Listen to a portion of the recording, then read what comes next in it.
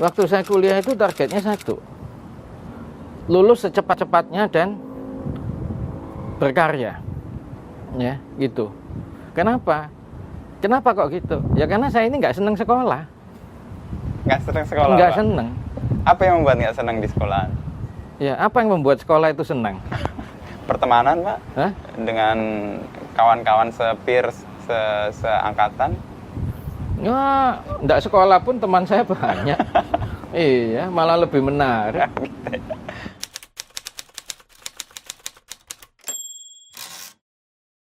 Tadi acara apa, Pak?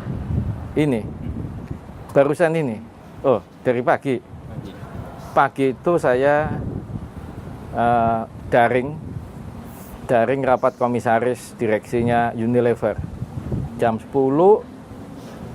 Nggak pagi, tak sebelumnya sih saya olahraga sih pagi, jalan pagi sekitar rumah sama istri.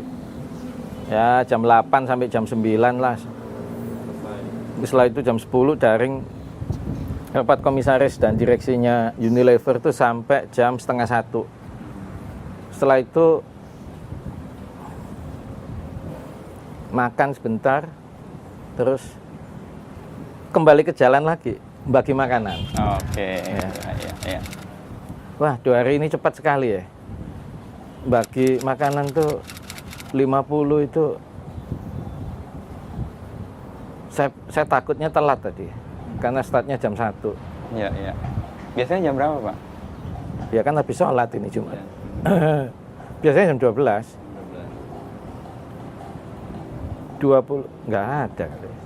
15 menit nggak ada, habis. Bagi loh, kita jalan tuh pakai mobil maksudnya. Iya. Bagi tempat itu cepat. Berarti ya enggak, yang butuh banyak lebih ya. Iya. Situasinya makin tidak mudah buat masyarakat yang di informal sektor ya, Pak ya. Informal and services sector. Susah itu. Termasuk media saya kira. Betul ya, media juga, Pak. Punya kerumitan tersendiri. Keterbacaannya tinggi tetapi tidak menghasilkan iklan atau revenue yang sesuai dengan page view yang didapat sih. Kalau yang komisaris Sido muncul ini kan perkembangan terbaru nih, Pak. Oh iya. Sebulan kita nggak ketemu, saya dapat kabar, wah, Ajunan jadi komisaris lagi nih. Jadi waktunya makin berkurang atau ya enjoy aja, Pak?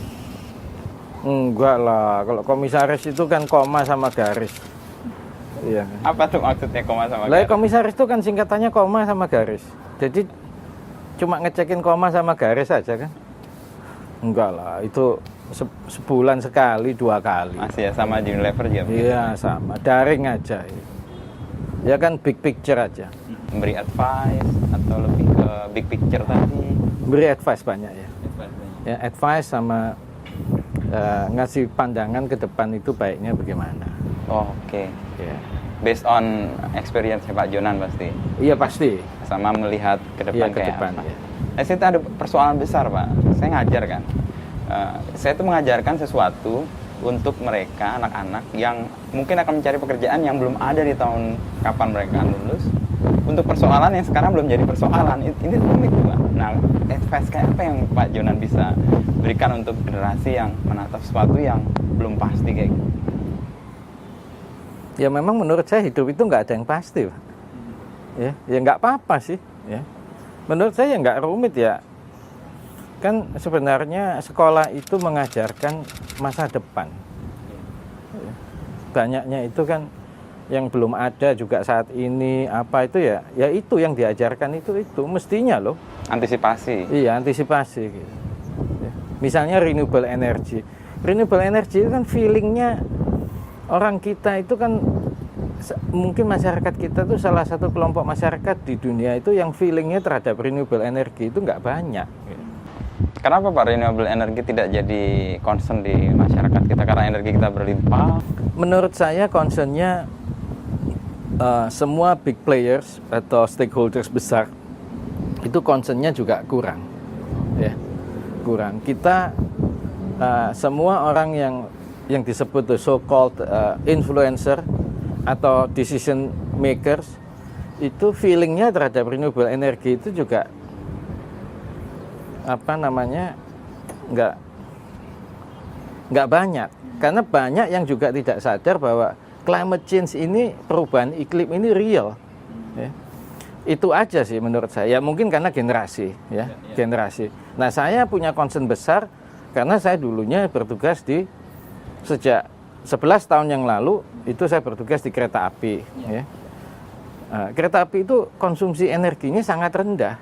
Ya. Kalau misalnya dibandingkan kendaraan jalan raya, apakah bis, apakah truk gitu ya. Misalnya bis gitu. Ya. Kalau bis dibandingkan dengan angkutan penumpang kereta api yang sama-sama menggunakan solar gitu ya, itu per penumpang kilometer itu kalau pakai kereta api mungkin menurut saya sampai sekarang sih itu 1/20-nya konsumsinya dibanding bis, walaupun bisnya isinya 100 lah gitu ya, gitu. Karena ini kan massal 1.500 ngangkutnya. Kalau truk juga sama, truk itu dibanding angkutan kereta api karena bisa panjang sekali, berapa 1.500 ton ya, 2.000 ton ditarik 2 lokomotif, itu konsumsi bahan bakarnya solar itu per ton kilometer itu hanya 1/50-nya. Ya, jadi sangat rendah. Nah, ini concern yang besar bahwa kalau kita membangun angkutan jalan raya terus, sebaiknya juga membangun apa? Ya, membangun kendaraan listrik. Ya. Coba bayangkan kalau dalam 10 tahun ke depan, 2030, ya, GDP per kapita Indonesia naik 2,5 kali. Bukan naik 25%, tapi naik ya misalnya 250% dalam 10 tahun. Ya, misalnya ya, secara kok. Jadi GDP per kapita kita dari 4.000 ke 10.000 gitu in 10 years. Berapa kebutuhan kendaraan pribadi, baik kendaraan bermotor roda 2 dan roda 4, mestinya sangat pesat. Nah, memang betul kalau pemerintah mau bangun jalan raya, jalan tol segala macam, nah yang harus didorong the next one adalah kendaraan listrik. Karena kalau enggak polusi dari emisi gas buangnya ini luar biasa. Nah, ini mestinya tidak dihitung dari untung rugi semata ya, karena iklim, cuaca, kualitas udara ini mempengaruhi seluruh kehidupan mestinya. Ya. Coba kalau orang yang hidup di lingkungan yang polusinya itu jauh lebih rendah, pasti tingkat kesehatannya jauh lebih baik. Nah, itu akhirnya mestinya direfleksikan berapa biaya kesehatan masyarakat yang bisa dihemat ketika ada renewable energi yang dipakai. Ya. Tapi concern soal itu bukan yang sedang tumbuh juga Pak ya, dan Pak Jonan kayaknya juga sedang gemar mempromosikan itu ya kalau saya lihat. Ya, saya gemar karena saya itu dulu tugas di kereta api, tugas di perhubungan, tugas di SDM ya. Ini jadi satu concern besar yang mestinya semua stakeholders di seluruh itu mestinya moving towards that direction gitu. Kalau misalnya saya sekarang punya perusahaan taksi gitu atau bis gitu ya, saya akan lobby pemerintah untuk sebagaimana mungkin supaya misalnya pajaknya gratis, biaya masuk gratis segala macam, supaya ini bisa perlahan-lahan ya menjadi massal. Iya, dengan cepat diganti pakai kendaraan listrik semua. Soal kendaraan listrik ini ada 2 peristiwa besar sih Pak. Kemarin Pak Menteri Perhubungan yang mengatakan Pak Jonan itu pakai mobil listrik ya untuk RI35-nya. Sama kedua Pak Luhut itu mengatakan bahwa Tesla berniat untuk invest di sini karena kita punya kandungan bahan untuk baterainya itu cukup besar ya. Lihat itu Pak Jonan gimana? Saya pikir sih ya secara simbolik Menteri Perhubungan sih bagus sih ya pakai kendaraan listrik gitu ya. Mobil mau dibangun di sini, ini soal persiapan, soal beda gitu. Nah, kalau Tesla sih ya mudah-mudahan bisa sih ya, karena ini kan macam-macam ini kebutuhannya bikin baterai itu. Apakah mobil listrik itu ada yang basisnya hidrogen, ada yang basisnya baterai ya, baterai litium misalnya ya, ini membutuhkan nikel atau kobalt atau apa macam-macam ya, teknologinya ini lagi growing.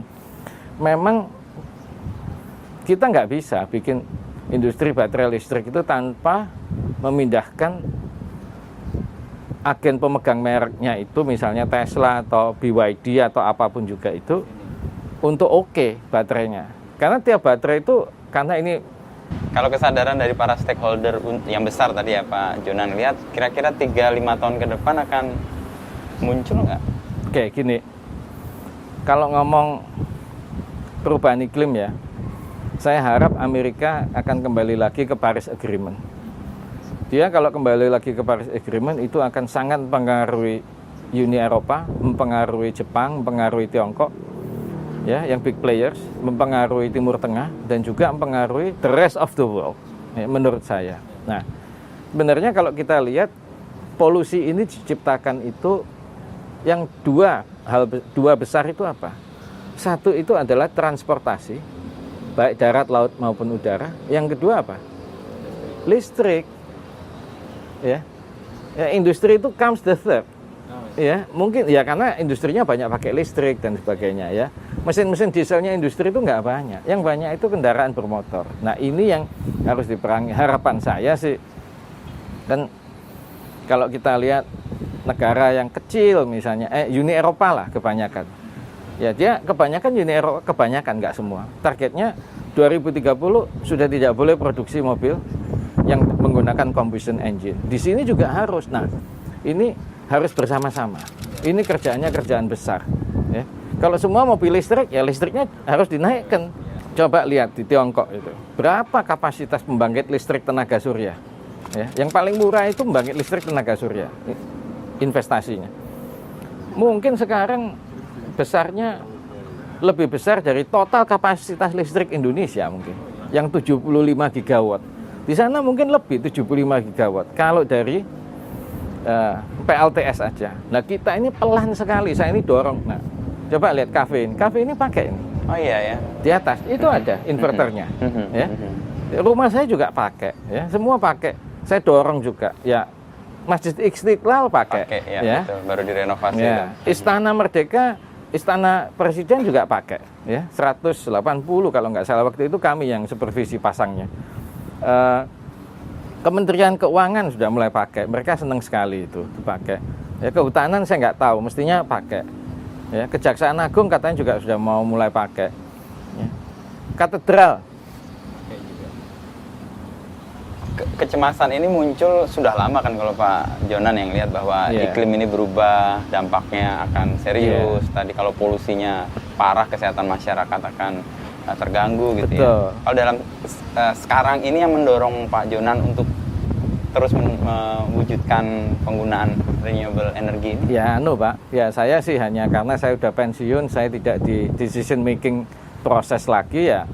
Ya, saya masukkan Instagram, ngasih ceramah, ngasih apa soal lingkungan hidup, soal apa begitu sih. Ya, karena menurut saya ini perlu disuarakan, ya, perlu disuarakan dan ini paling kurang saya berharap mendidik generasi yang lebih muda dari saya untuk punya kepedulian ini.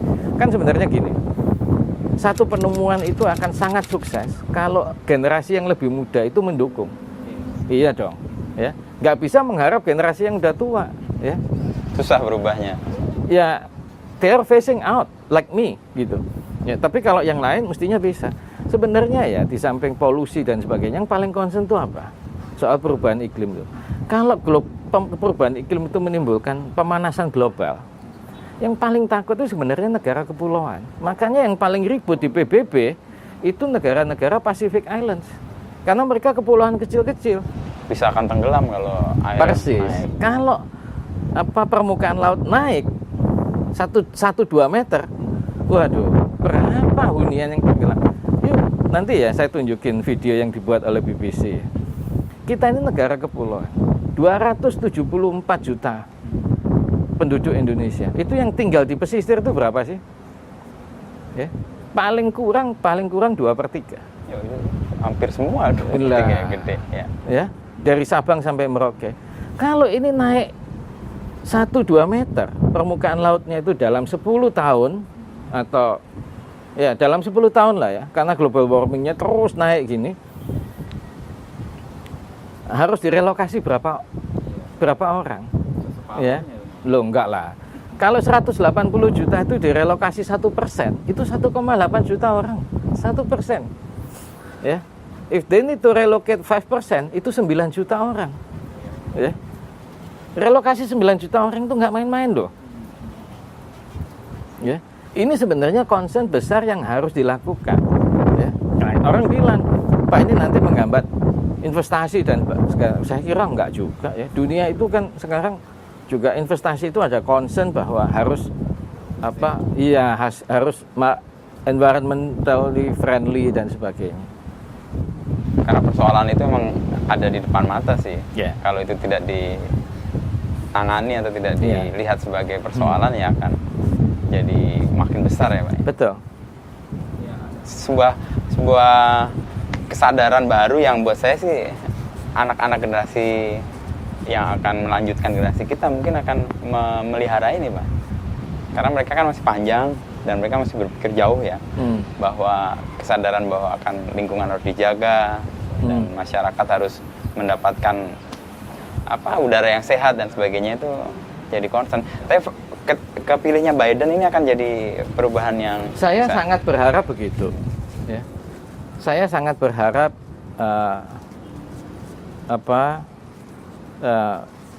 Presiden terpilih Joe Biden ini akan sangat mendorong ini sih ya. Dan itu akan sangat berpengaruh kepada banyak kebijakan perdagangan global ya. Yang melanjutkan apa yang dulu sempat didorong oleh Obama, sempat terhenti di Trump, lalu ini nyambung lagi ya. Sebulan terakhir ini yang berubah selain jadi komisaris, selain kemudian kan sebelumnya kan juga komisaris. Komisaris sudah muncul kan baru Pak? Iya baru, 25 November. Ya. Nah kita ngobrol terakhir kan soal buku nih Pak. Nah saya kemarin sebulan nggak ketemu itu salah satunya pergi ke Jogja. Saya cari-cari buku Pak, tapi ternyata saya nggak menemukan di Jogja. Malah saya bongkar gudang saya nih ketemu nih buku. Iya. Saya juga punya. Nah, buku yang kemarin kita obrolin nih, buku cerita. Saya baru membaca lagi Pak. Kenapa kok cerita yang dipilih? Mungkin Pak Jonan juga udah baca. Ada paradoks di sini disebut bahwa orang rindu kebenaran, tapi begitu ketemu kebenaran dia itu benci sama nggak suka. Nah cerita itu pintu masuk untuk membawa kebenaran tapi tanpa orang menolak, dan itu yang saya dapatkan di sini. Cerita-cerita itu, Doa Sang Katak, dan kabar baiknya sih tahun depan akan diterbitkan, Pak. Iya. Kalau nanti buku Doa Sang Katak diterbitkan, kalau penerbitnya mau publikasi dalam bentuk daring misalnya atau webinar gitu, saya salah satu yang diundang untuk ngasih testimonial mau saya. Mau. Karena wawancara kita di awal November itu menceritakan buku Doa Sang Katak, dilihat teman saya wawancara itu di YouTube, karena saya sudah nggak punya, akhirnya bukunya kawan saya itu dikirim ke saya. Oh, gitu. Iya. Nah, jadi saya dapat itu satu set lagi. Satu set lagi ya. Baca-baca lagi Pak, atau mengingat lagi? Oh ya, gini. Menurut saya ini buku hebat. Jadi saya membacanya itu seperti saya membaca buku yang saya nggak pernah baca lagi. Ya. Ada kebaruan, ada kesegaran. Iya. Kan di usia dulu waktu saya baca itu kan when I was below 30 ya, sebelum 30 tahun. Nah sekarang saya 30 tahun kemudian, hampir 30 tahun kemudian saya baca lagi itu, ya nuansanya beda kan. Iya dong. Kalau dalam perjalanan hidup nih Pak Jonan, saya tuh mengamati Pak Jonan tuh hampir saya tidak mendapati kecemasan yang di Pak Jonan itu ya. Dan saya merasa kok Pak Jonan tuh bisa seize the moment itu gimana sih Pak? Jadi hidup sekarang gitu ya, nggak terlalu larut di masa lalu dan nggak terlalu cemas di masa depan. Itu tipsnya gimana Pak bisa begitu? Sebenarnya ya setiap manusia itu dalam hatinya menurut saya ada kecemasan. Saya yakin itu ya. Tinggal besar kecilnya gitu.